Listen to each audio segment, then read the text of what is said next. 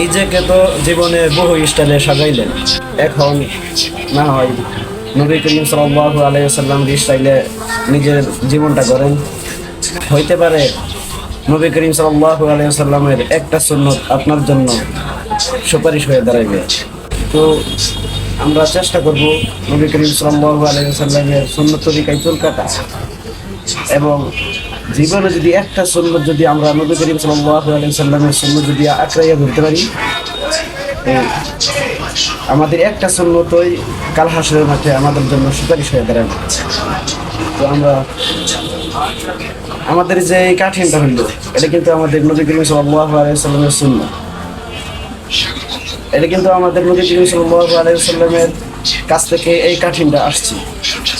এই কাঠিনের মধ্যে কোনো অহংকারী নাই, কোনো হিংসা নাই, ভিতরে কোনো খারাপই নাই, একদম সরলতা।